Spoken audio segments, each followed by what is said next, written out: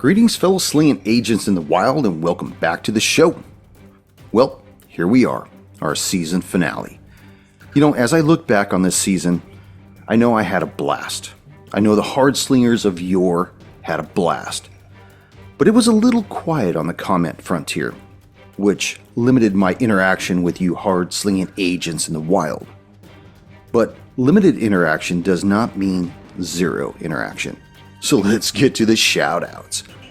First, from Henry Anderson, who comments, Ex Oblivion will be a great scenario. I'm glad you approve, Henry. It's been a while since I ran a published scenario, the last one being Convergence. So I'm excited to see how we put this one together. And you know me, I can't help but add my own spices to things. You know, it's always kind of strange whenever I run a published scenario because the first thing that you do is you kind of poke around in the book, you see what's going on, you see what's addressed to the handler, and you see how the agents are going to go about their investigation.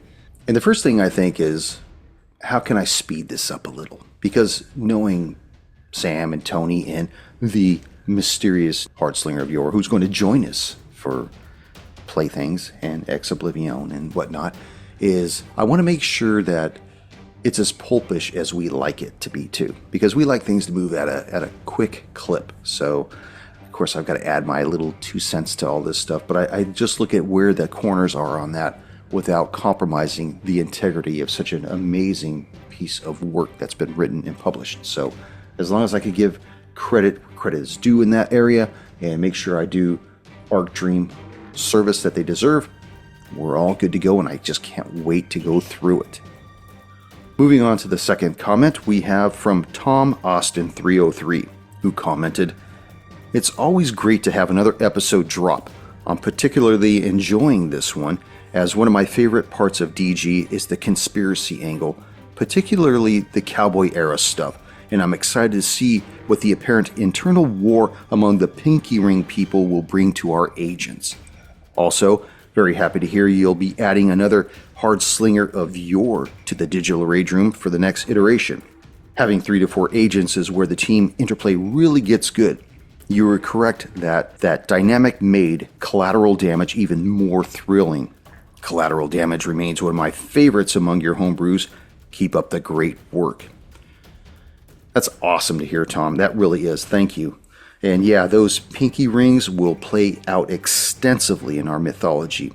And I'm a very impatient person. I'm the type of person that once I know something or have something, I just want it to get out. I feel a sense of overexcitement and wanting to drop all that stuff. So I really have to rein myself in and drop these things through the interludes and through our other homebrews, because I just want to make sure that we're paying this off correctly. And this idea has been brewing in my head for literally decades. So it's really nice to have a system like Delta Green for us to utilize in order to drop that mythology. And I'm glad everybody's along for the ride.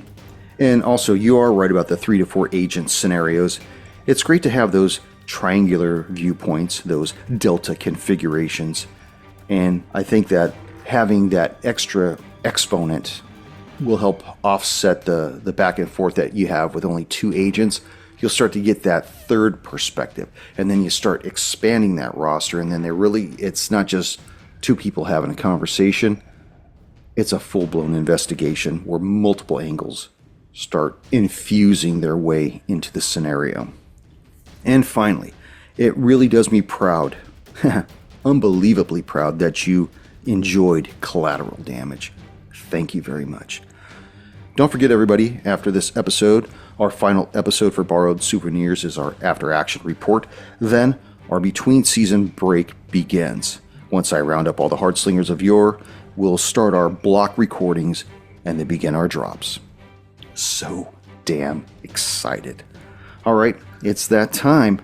Time to warm up our dice and top off our glass as Roll the Hard 20 presents Episode 7 of our homebrewed scenario, Borrowed Souvenirs. Enjoy.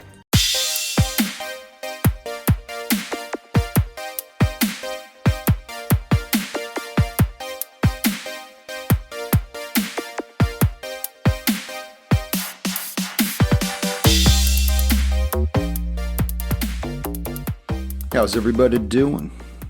Doing good. Yeah. Let me put a time down here.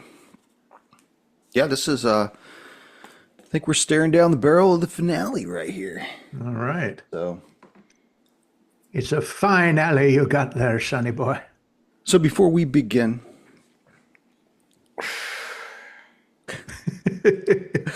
what's everybody's thoughts? Like, where are you taking this? What I'm do you loving think? it. I'm just worried that our firearms aren't going to affect this thing.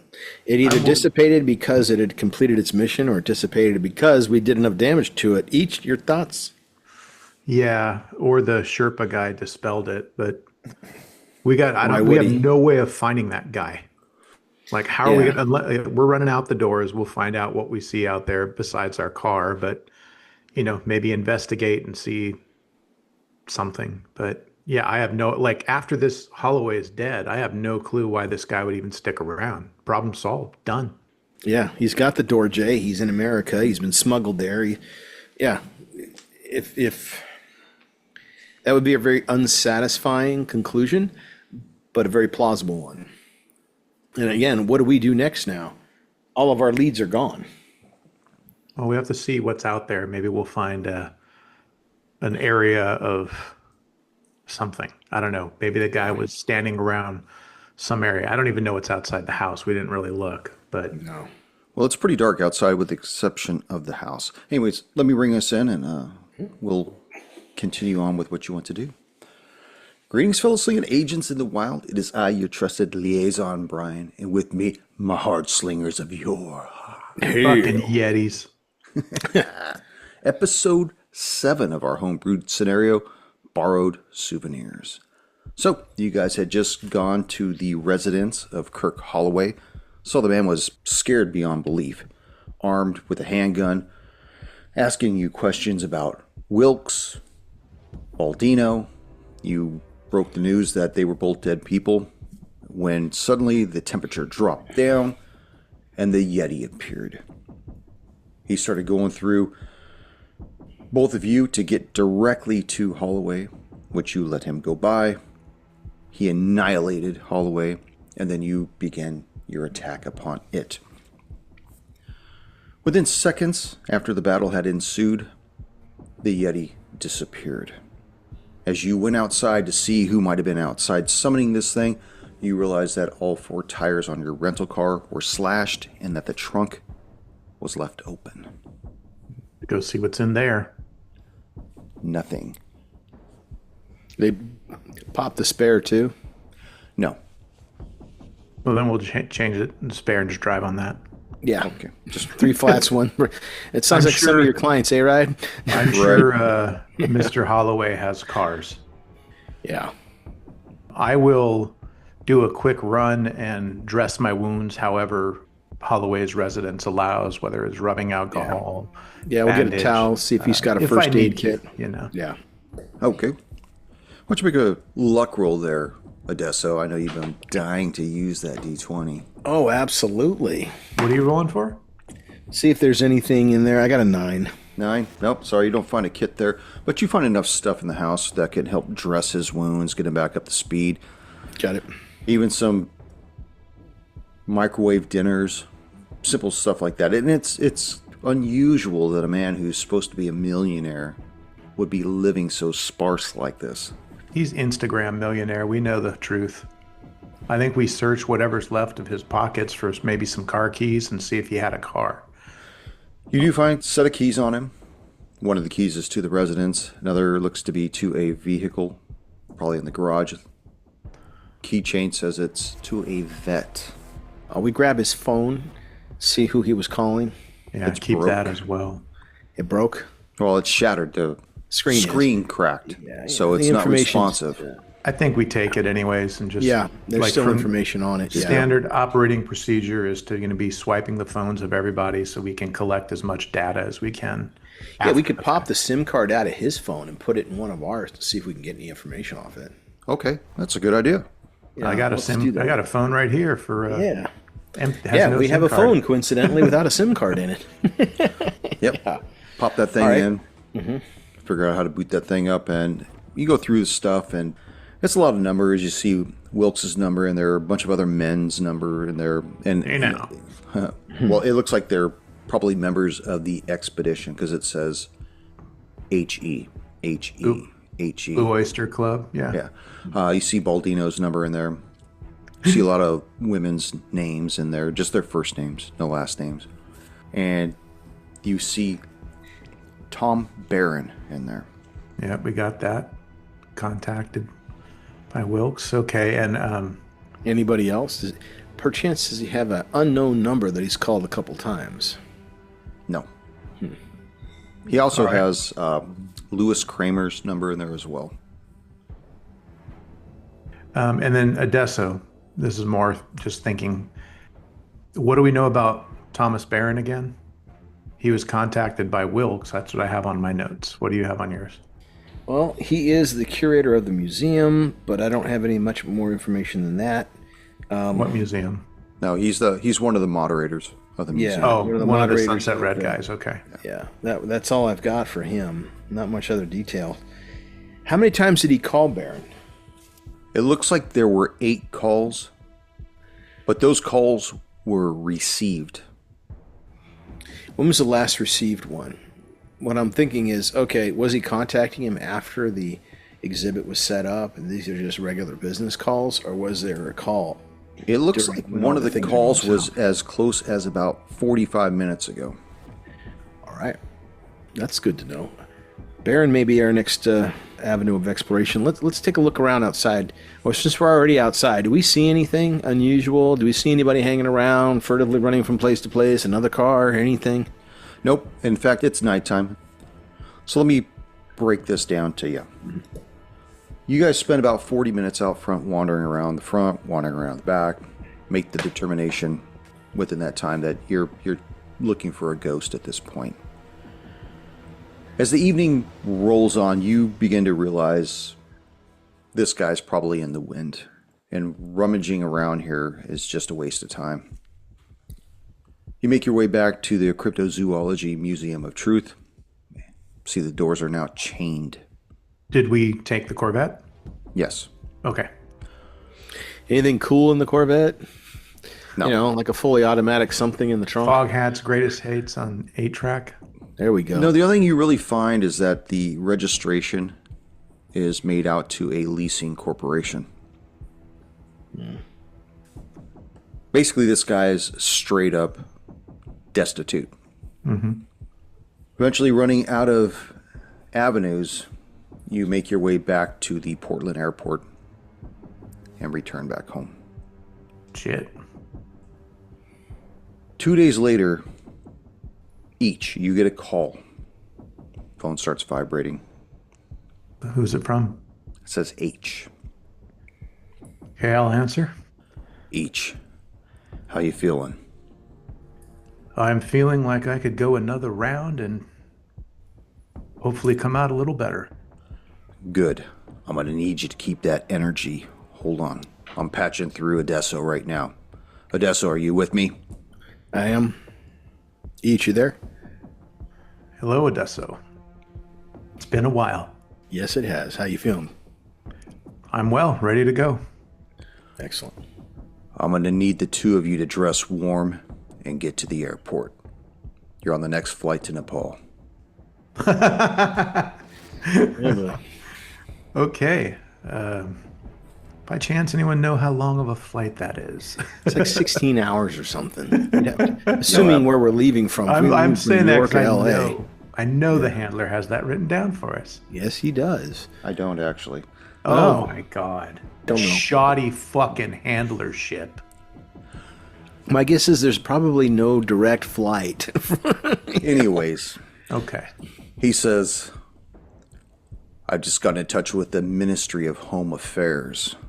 They're going to allow you to bring one weapon aboard each. Don't push your luck on this, gentlemen. See you on the tarmac.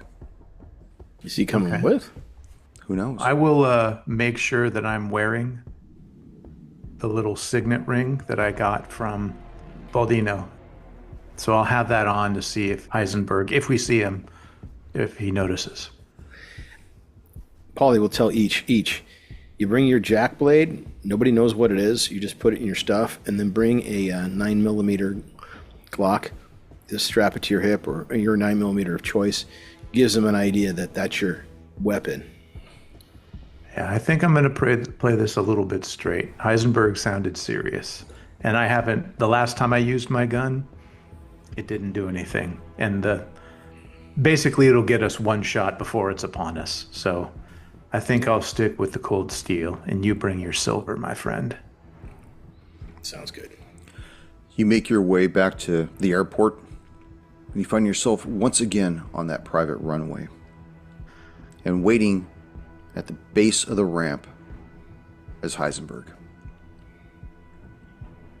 He looks as the two of you approach, and he says, I've waited a couple of days before I ask for your report as to what went down in Portland. I want you to take time and heal.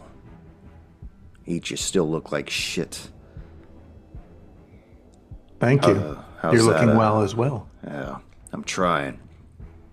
Give me your report. Well, after we called you, we went to Holloway's residence. We met Holloway there. He was in a state of extremis, wasn't able to provide us with anything coherent. And before we could question him further, the front doors were battered down by, well, we're going to call it an apparition of a Yeti, but it was damn solid enough. It attacked Holloway and killed him. Each and I engaged it. It bit each. I shot it a couple times. It took damage. A couple times. Yeah, it felt like it took as well as it gave. Yep. And then it disappeared. It just disappeared. Before it made an appearance, it was precipitated by some very cold air, sufficiently enough that we could see our breath as we were breathing. We went out to the front of the house to see if there was anything, any trail, anything at all.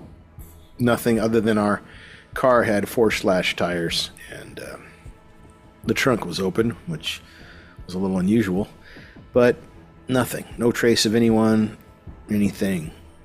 I will, at that point, take out the phone that I had that was Wilkes's with his SIM card, and also the broken screened phone of Holloway. And I will hand that to Heisenberg, saying, here's the phones and any information you can gather from both Wilkes and Holloway. He had been in contact with a Mr. Thomas Barron, who we know is affiliated with Sunset Red, we believe. And I'll hand it out, and I'll have the ring on my finger and see what he says. He reaches to grab the 2 phones, and he pauses briefly as he looks at the ring. As he looks, and I notice that he notices, I go, and this was from Baldino.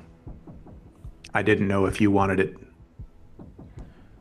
No, why don't you go ahead and keep that each? You might need it.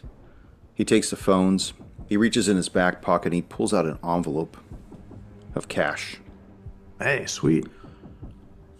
The Nepalese deal better when you're giving them cold hard cash. Here to meet with Pemba Drukpa. The brother. Yes. He knows where Kaji took Kramer and Holloway. Are you saying we're going to be climbing the Himalayas? I'm not going to be. Out, I leave. No, I'm just kidding. Be safe up there, gentlemen. And you'll probably be incommunicado. We may not speak again. Well, then we'll see you on our return. Godspeed. Yeah, that's what I said to the captain, who I knew was going to die on the ocean adventure. He lets you ascend the gangway. You guys buckle in. Plane fires up. Taxis and takes off. What are we looking at, Adesso? 16 hours? Straight? Oh, probably more than that. If we're lucky enough not to have to switch planes somewhere. That's almost another whole day. That means I heal another hit point. There we go.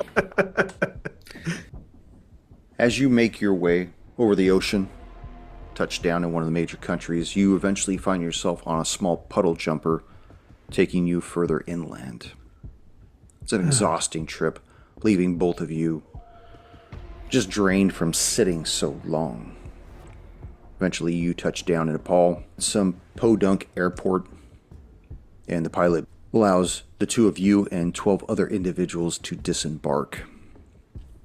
You see there's this makeshift building, which is probably the airport there, the only airport. Tell me what you'd like to do. Well, we're going to stand around and stick out like sore thumbs and wait to be contacted by Pemba. Did we get his contact information? No, you would probably have to find him.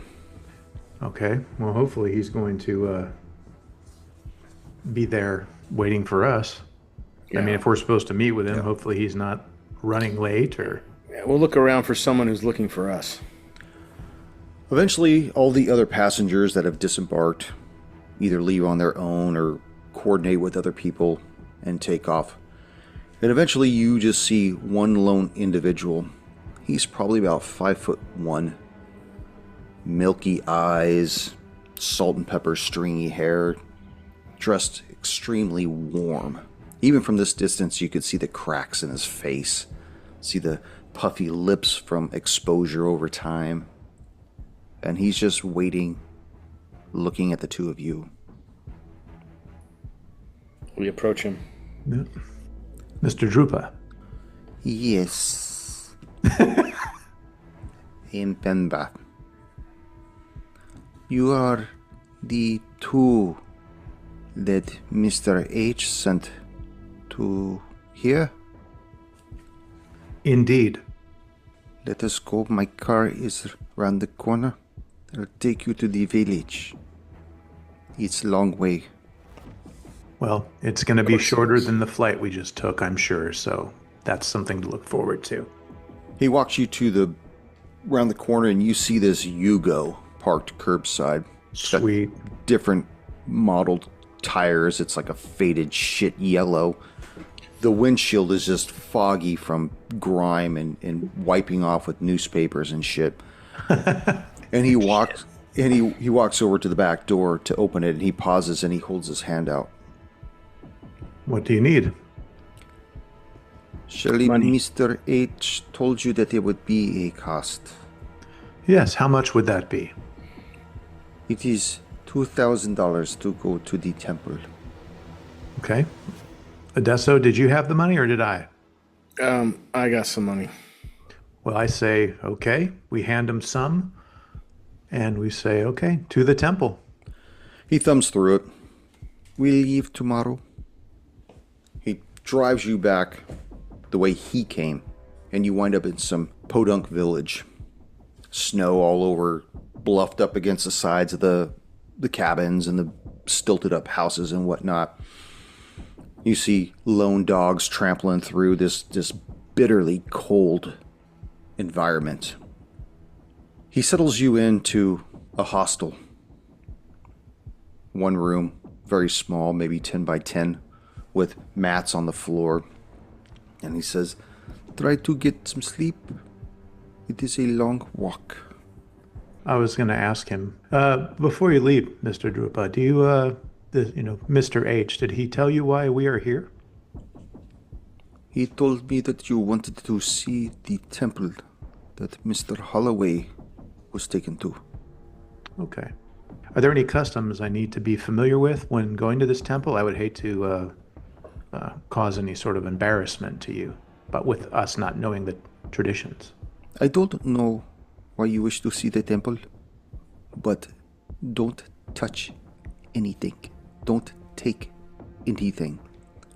You are to take your pictures only, like Mr. H said to do, and that is all. I understand, thank you. What time do we leave tomorrow? We leave at 5 o'clock in the morning. Okay. Closes the door, leaving you two alone. And it's probably about 6 o'clock at night right now. And there is no nightlife in this village at all. Is this like a indigenous village of people, or is it like a set-up village for people who go to the temple? It looks like it's probably a village base camp that's ran by indigenous individuals. Okay. And occasionally you might see if you'd wandered about, you might have caught a glimpse of one or two expedition type individuals, but who knows if they're even from the US. They could be from the UK, they could be from Austria, Australia, France. It probably caters to a lot of individuals. Okay. All right. Well, like in D&D, let's go to the tavern and get in a fight with the bartender. Adesso, how are you feeling? Do you need to go out and get something before bed, or? Yeah, let's do a brief recon of the area just to see what's here. Grab a little chow, then go to get some rest. And I would maybe suggest too we each take a watch. Not like to tell time, but I mean just. And it's going to be difficult, I assume, handler, to tell when it gets cold around here. It's always cold. The only thing you can tell is it gets colder. Or warmer. Yeah. Well, you make your way out and you see a few people walking to and from, but they're not loitering around. They're leaving one place and immediately making their way to another and going back inside someplace. Nobody wants to stay exposed to this because as the night goes on, it gets colder. The wind kicks up more. Even people that are bundled, even you guys that are both bundled, you can really feel this biting in. Yeah. You start seeing some individuals, they keep going into one particular establishment. Okay, I guess we go there, Adesso? Yep. See if we can grab a quick meal. How much cash do we have left, handler? You went there with $10,000. Okay.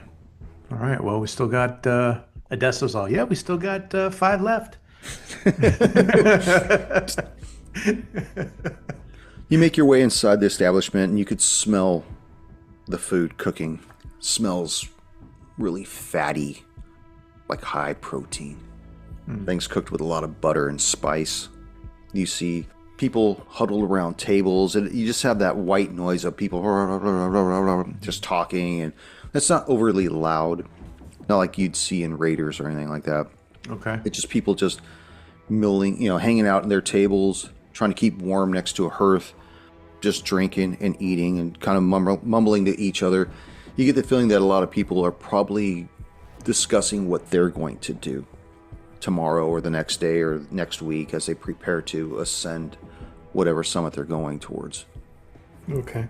Do we feel like we need food? If anything, Yeah, we've been eating nothing but airline food for the past 12 hours, 16 hours, 18 hours. That's in plastic. So you protein up, carb up, get whatever you need to do, then eventually make your way back to your room.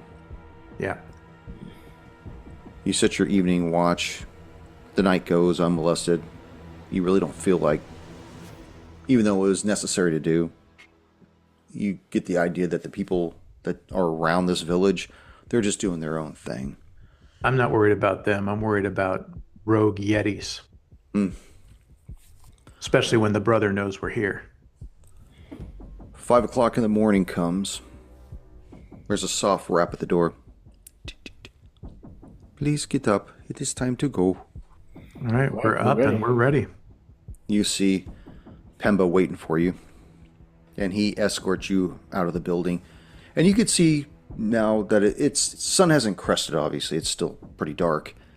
But you see people that are gathered together in bands, and they start heading up portions of the mountain and whatever. And he's leading you a completely different way, up a different way up the mountain. We go this way. Be prepared. It's going to be a long trek. You guys start to ascend this mountain. And you're going for probably about 2-3 hours. And I need for both of you to make a constitution check. Okay. Under 70 or 65? 98, I fail. Under 60. 82, I failed also. The air gets thinner. It really starts taxing you. And you both take 1 point of damage. And he's trucking along. He's like, he's not too far. Just a few more hours. Start trekking up again. And you see that the air is really starting to get thinner. But you notice that some of the trees have broken branches. Make another con check. Are the branches broken due to snow and just normal, or broken because something was moving around?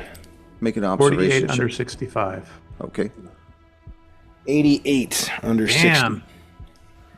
60. 88. 8-8. Hi. Oh, No, shit. cut that. You'll take 2 points of damage, Adesso. Damn. Make an observation check on those branches. Tesso or both? Both if you want. Okay. 71. I'm clueless. Look, broken branches. How fool. 29 under 72. It looks like they were forcefully broken off. Are they up high, low, They're about 6 feet off the ground. thicker than a leg, small? Anyone could do it? Probably about the size of a wrist. Okay, so nothing too strong. Had Yeah, to break not, those. I mean, it could be part of a climbing expedition. It could be something more. It probably wasn't snow, though. Not snow related. Do they look fresh? Like just snapped? Are It's they hard to tell white? because nothing's really dying up here. Nothing's really drying out and dying. No, but I mean, like, does it look like it was?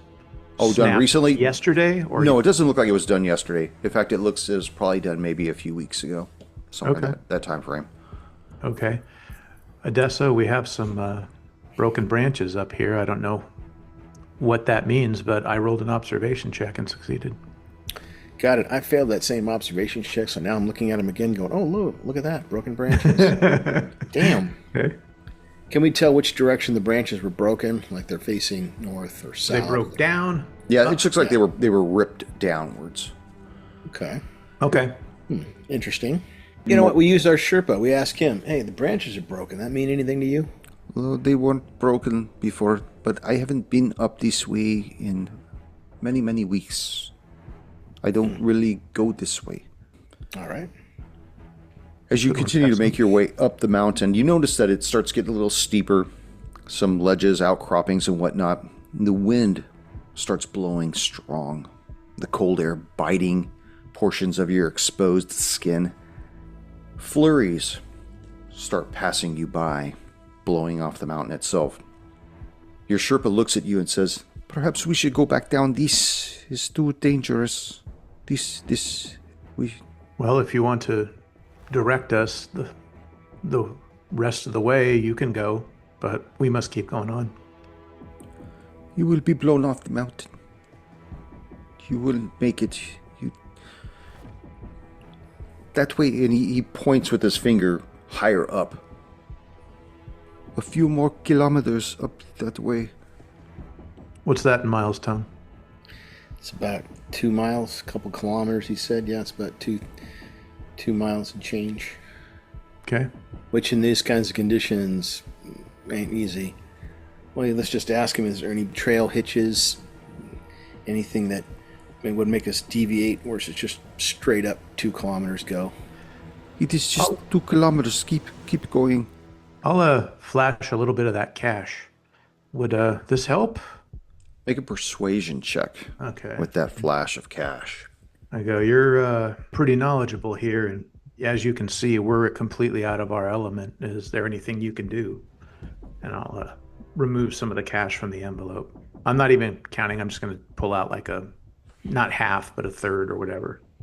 Adesso's tears freeze on his cheek. What are you doing? It's like, you're taking our final 4,000 that's in the envelope. 20 under 53. This gnarled hand comes out and grabs the money. Just as swiftly, it goes back into the folds of his coat. Okay, follow me. Let's go! It's not so bad. It's just around the corner. Just in the spring. With a little pep in your step. So he starts once again leading you up the mountain begrudgingly, knowing that at some point this is going to really help keep him warm. The air's getting really thin, and eventually the trees break free into a clearing, and you see it. You see bones jutting out from the snow in front of an opening of a beckoning cave. And he points there and he says, "This is as far as I go. That is the temple. Don't touch anything. Don't take anything." Very well. real quick. What time of day is it? Probably like 8:30 in the morning. Okay. What do you think, Odessa? Should we have him come back, have him wait for us or something?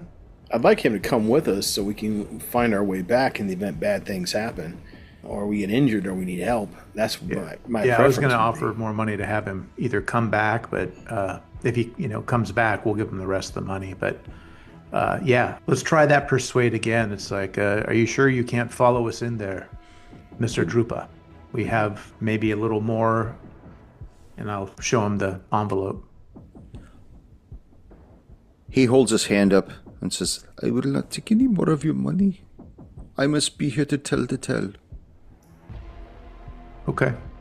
I won't go any further. Okay, well, I'll actually give him one more bill and say, well, if you don't hear from us tomorrow, maybe you can come back up and bring us back down. I didn't bring them back down. He points at the bones in the snow. But then again, I didn't bring them up here. Okay, fine. Apparently your part in this story is over. You're an NPC. I'm surprised you're not dead. Well, thank you for your help. We won't touch anything. And Only thing we will take are pictures. yes. He goes back into the tree line, leaving you and the bones and the opening to this beckoning cave. Okay. All right. Well, Adesso, shall we? I don't know what.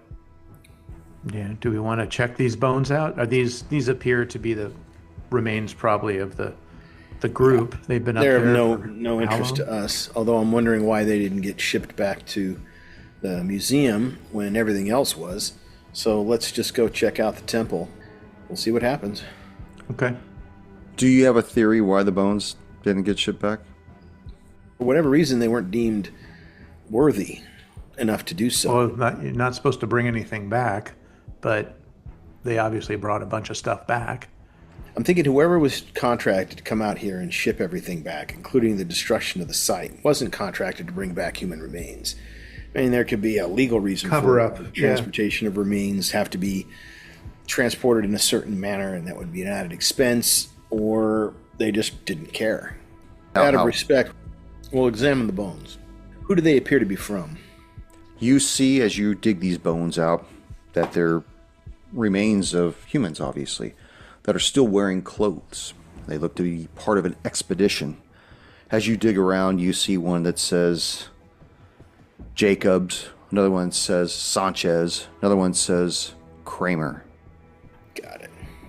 You get the realization that this was probably the first expedition that went up the mountain in search of the Holy Grail. And this is probably Kirk Holloway's friend. Makes sense. Does the skull have a bullet wound in it? Yeah, do the bones look like they were killed by a Yeti, or were they killed by internal conflict? Some of the skulls look to have been crushed. Other ones you can't tell how the particular individual died, although some of what's left of the flesh looks to have been rended off with the rib cage or completely eviscerated. You see limbs are probably a little further away from the body than would denote them being still attached to it. Mm-hmm. Got it. Right. Okay. I'll point out my observations to each if he hasn't already figured it out. Yeah. No, I'm right there with you. That's why I was asking if there were bullet holes. Yeah. And that would make Holloway's death a little bit more fitting. Mm-hmm. Okay. Well, I guess we proceed to the cave. I will take out my flashlight and I will have my jack blade in hand. Not exposed right now, but ready. You enter the cave, and once inside, you see to the left and right along the walls crimson drawings. You see depictions of a large entity ripping bipedal individuals apart. Heads ripped off, limbs tore off, dead bodies on the ground. All strings in for about 15 feet left and right. And okay, we'll take pictures with the phone. Okay. Yeah, are they the same ones as what we'd seen earlier on the other Yes. camera? Okay. Yeah. Continuing further in, the cave curves towards the left, and you see emanating from around the corner a soft glow. All right. Well, I'll turn down my flashlight so it's kind of just on the floor in front of me, not out in front. And do you want me to do a stealth Adesso and see if I can see what it is? Well, do we hear anything besides the howling of the wind? Make an observation check. This is bad. Polly's not observant. 59 under 72. 34. Hey, good job, Adesso. Which, finally, yeah. As you both crouch down in this cave, you hear the wind blowing behind you outside. But further on, towards where this glow is emanating from, you hear the soft crackle of what sounds like a fire. Pop of wood every now and then. You see the glow dancing on the wall ahead of you as it rounds around the corner beyond your perception. Agents, tell me what you would like to do. Polly's going to check his firearm to make sure it's at least body temperature, because he's aware that the extreme cold would cause the metal to lock up and render the weapon useless. So he'll take it from his underarm holster and pull it out and see if the slide cycles and the hammer moves back and forth freely. The metal is cold, really cold to the touch, but having kept it that close to your body, even though the metal is cold, it is not frozen. You're able to rack the slide partially without doing a full ejaculation of that shell. Press check.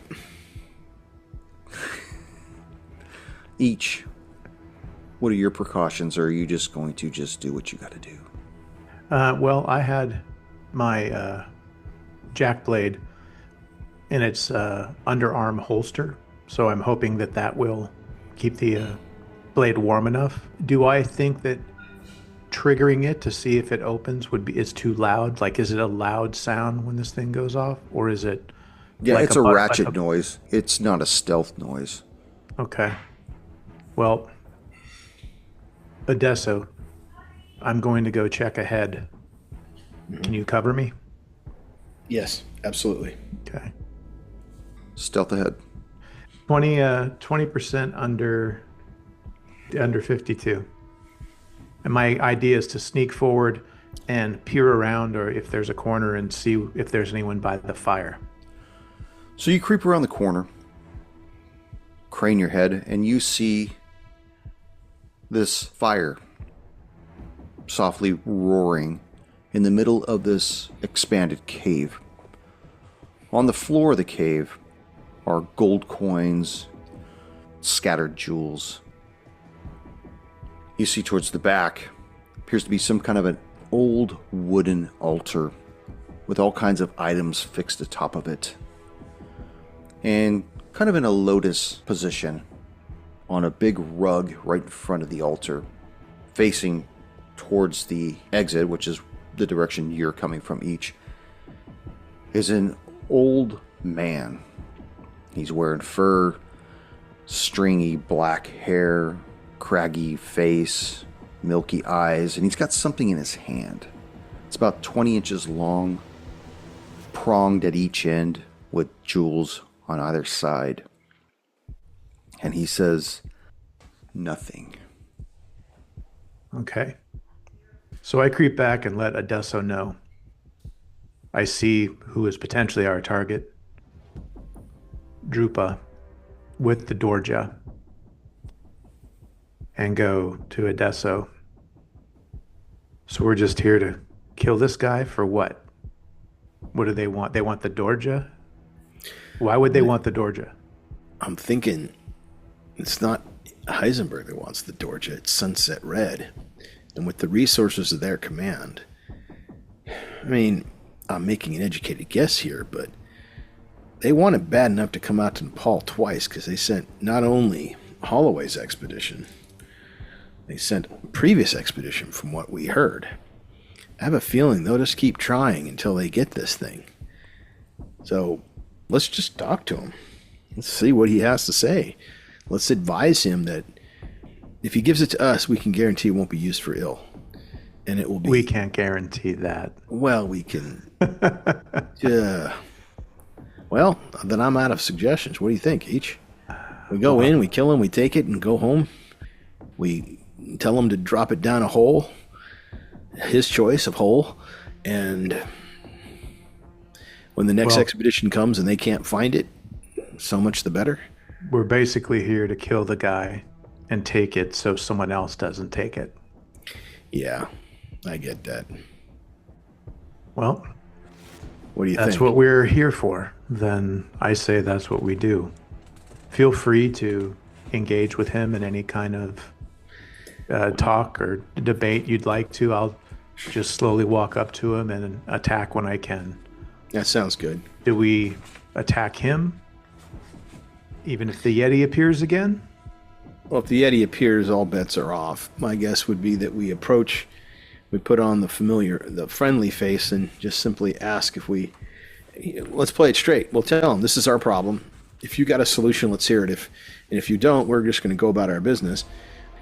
He's already been to America to get this thing back. I don't think he's going to let us take it from the home base. Yeah. Well, then should we just go in with guns blazing? I don't see why the brother would lead us up here when he probably knows that's what's going to happen. But one of the things we should figure out, we know that we can hurt the Yeti. Do you feel in your gut that if we take him out, the Yeti will dissipate? I'm going to say yes, simply because it's got to have a controller. Otherwise, the Dorja wouldn't be necessary. Well, then, how does it know when to dissipate? How does it know when its mission is complete? All right, well, then maybe we go to take him out as soon as we can. And then if the Yeti sticks around, we have the last dance with it. Sounds good to me. It's been real, each. Time to play. Real each. Well, I will, I don't even know if I'm sure this guy knows we're here. I don't know, but I will do another stealth check and see what he is doing. And if he is just sitting there in his meditation trance, I'll just go up towards him and attack. His eyes are not closed. They're open. Okay. And on his lap is the Dorja. Yeah. He's probably about 20 feet away from you. All right. Well, if possible, I'll move more towards Can I do an aimed shot? I mean, you can cover that 20 feet one turn, right, each? Mm-hmm. So, how about I just get on in where I can pause, breathe, make an aimed shot, go from there. Okay, so if you want the 20%, you'll have to wait a full round. Otherwise, you'll just take the shot itself, if that's what you want to do. I would choose. I'd rather have it aimed shot. Is his back to us, or is he facing us? No, he's facing the direction you would be coming from. Yeah, that ain't going to work then. It's just me popping around the corner and shooting off like a regular action turn. Otherwise, it makes no sense. He's not going to sit there and let me draw down on him and take an extra turn to shoot him. So, yeah, I figure the best policy is just walk open and bold. You walk on the left side, I'll walk on the right, and when we get within shootable range, I'll give him a chance. I'll say drop the Dorja as I'm approaching him. And if he doesn't, then we know that he's... Well, let's just ask for parley first. Let's see what he says. Okay. So we'll walk around the corner, brave and bold. Polly's going to have his pistol down in a low ready position, and I'm having a feeling each is going to have his jack blade out in a low ready position, and just say we'd like to discuss we'd like to talk to you, if you're willing. We need the Dorja. He watches as the two of you round the corner, and as you both approach him, he stands up to greet you, and he remains on his side of the fire, but in front of the altar, and he still has the Dorje in his hand, and he says, "Welcome. You see, this cave has been set up ages ago in reverence for worship." At this, he kind of turns slightly and gestures towards the altar and says, "Every item on this altar has been left behind by someone, and it held meaning. What do you offer the altar? We would offer protection to the item we're seeking, and we would leave behind, in physical tribute, our promise that it would be not used for ill by either of us. As you probably know by your trip, there are people who would use what you have for ill, and these people are our enemies. Unlike us, they will not stop. They will continue to send teams here to retrieve your Dorje for the weapon it is. We humbly ask, if you were to give it to us, we would protect it, and you would have my solemn vow and my friend's solemn vow that we would not use it. Well, that was good, Odessa. One does not simply take from the Himalayas and not incur the wrath of what has been stolen, even under the guise of liberation or security. We are not asking to steal. We are asking for a gift. Those fools back at the museum, I watched as they spread out their displays. They handled this Dorje, and with this he kind of raises it up, as though they were holding a tire iron. The disrespect, they showed something of such reverence. It was nothing for me to simply walk over to it and pick it up and say the words. They learned about eternity, all of them, in their final moments. Do you wish to learn eternity in your final moments? Not particularly. We're offering you a measure of peace. A peace for this place. I am offering you a measure of peace. But the peace you would give me is just for the individual. We give you, in this place, a permanent peace. Because if it's not here to be taken, no one else will come. The Dorje lay here for thousands of years. My people, my family, watched over it.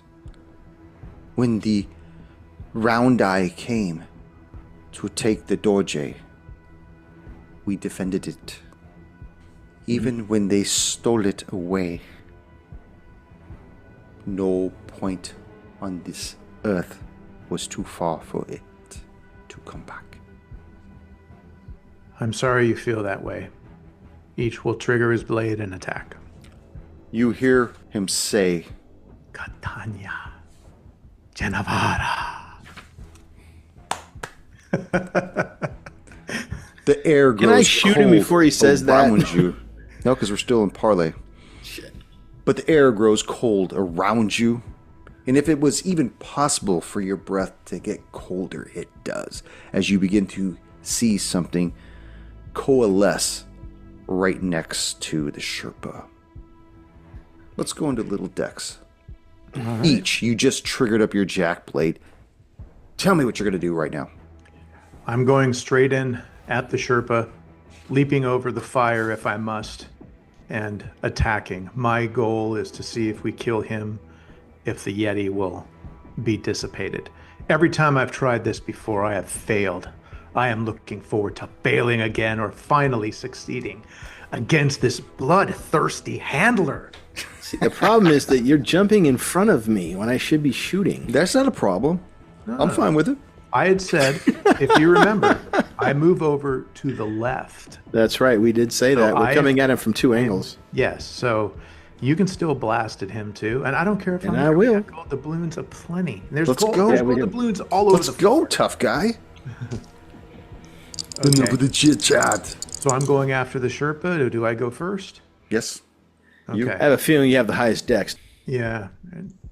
Okay. Under 53. 34. It's a hit. Damn. Did my jack blade go off?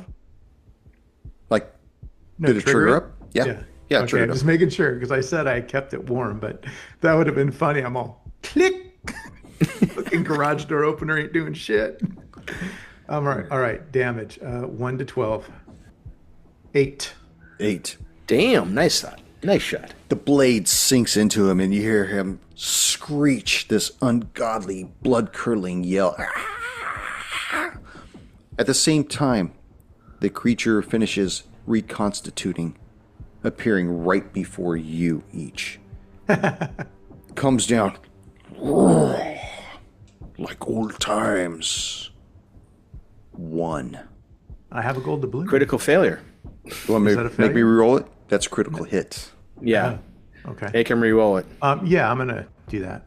Okay. We got some gold doubloons to Okay. kill. Yeah, we do. 92. All right. Good choice. It swipes at you in midair. You duck down, scratches along the wall, just leaving these deep gouge marks within. Adesso, I need for you and I to do a roll off with our D20s. Got it. 14. 15. 15. You go first. Right on. Blast I'm not in going to the shoot ace. I'm not shooting at the Yeti. I'm shooting at Drupja. The Dorja? Pardon? Wait, didn't Drupja die? No, he's still alive. Did he? Oh, okay. Okay. 70. Under Gold doubloon. 56. Yeah, should. Yeah. I'll use my gold doubloon. I missed. Let's do it again. Wait a minute. Can I use the gold doubloon to make it hit? Yeah, it's 20%.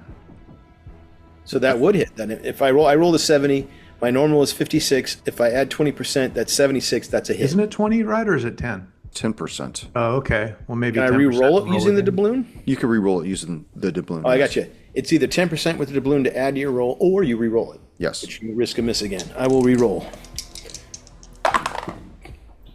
Hit. Haha, 35. I love the little flashlight you shine over Well, I it. can't see it. The dice are dark, and Well, I you're just can't a see, floating so I head, have my John. light. Like, I can't even see. You're just a floating head. The dice are dark and hell tentacles. is hot. Yeah. And I hit it with a D12, man. Jacketed hollow point, man. Silver. And it's a 12! Oh, shit. Motherfucker. I wish I could show you guys. Maybe That's I can. 20. He better be dead. Ah, damn it. That's funny. The D20 showed on the screen. So you smoke him center mass. Mm-hmm. He doesn't even screech. He crumples to the ground. Each. Yes. You look up, you see the Sherpa crumple to the ground. Adesso still in his firing stance, and the Yeti still before you. Oh, boy. Now, okay.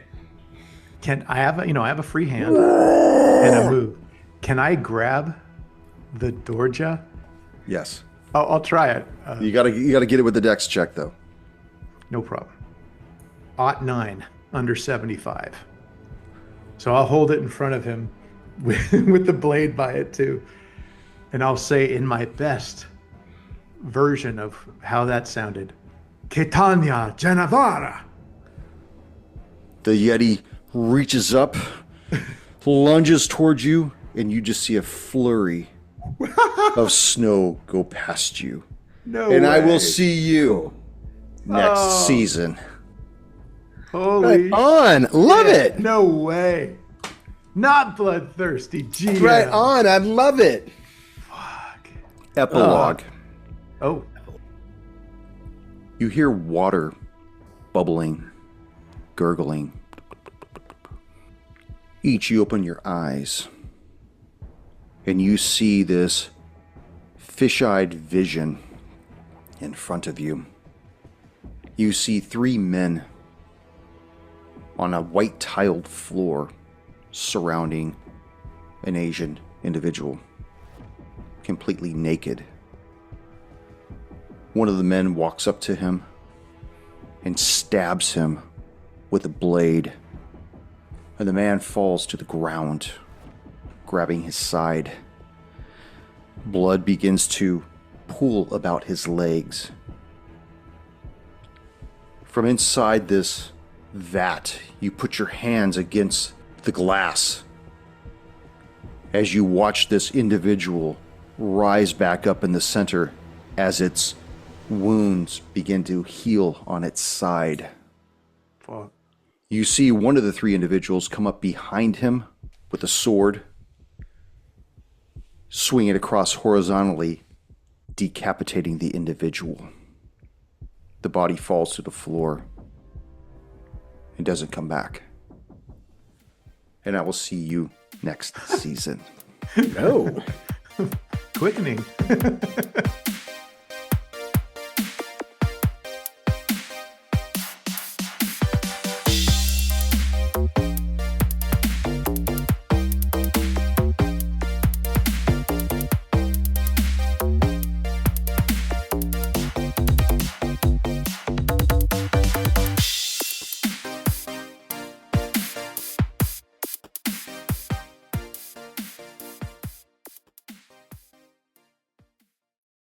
And now I got to ask out of game, though.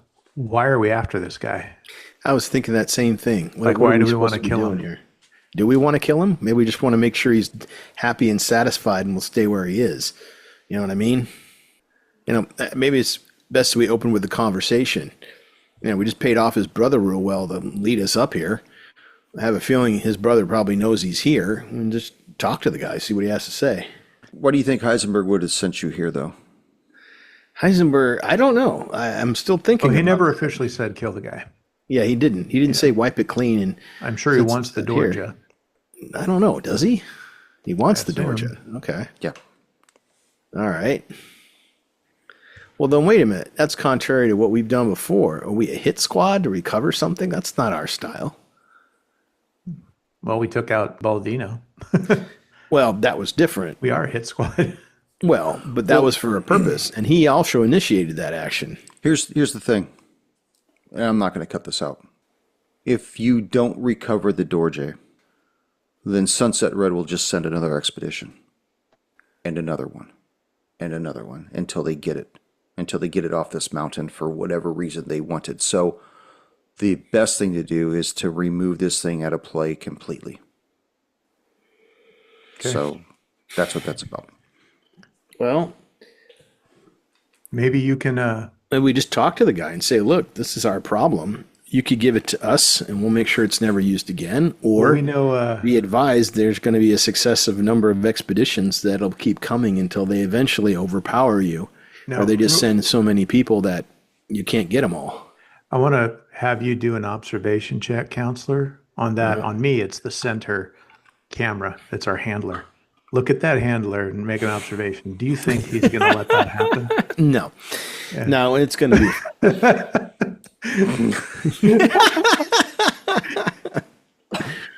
All right, well, I'm going to open up with conversation. Let's just try it. I mean, I'll have my pistol drawn. You'll have your jack blade ready just in case the argument goes south, as we inevitably know it will. But it still makes for creative listening and role play. Let's even just role play that part that you said, Ryder. Okay, yeah, let's do that. Okay. Thank you for joining us once again on Roll the Hard 20 podcast. Remember, you can find us and subscribe to the show on Apple Podcasts, Google Podcasts, Spotify, Pandora Radio, iHeart Radio, Amazon Podcasts, and Audible. And if you like what you're listening to, be sure to leave us that 5-star rating and review. Don't forget about our YouTube channel at Roll the Hard 20. So if you're into watching and you want to help support this show, then head on over and hit that subscribe button. It really does help the show out. We can also be found in the wild on Facebook, Instagram, and Twitter. So don't forget to look for us there and check us out. You can also contact the show directly at rollthehard20podcast@gmail.com or head on over to the website at rollthehard20podcast.com where you can download the current show directly, pick and choose past shows from our archives, or view our galleries. We've got a lot of stuff posted over there, so check us out. And finally, join us on our Patreon at patreon.com/rollthehard20podcast, where you can become a hard slinger and pick up swag. So until next time, keep your dice warm and your glass topped off as you roll those hard 20s.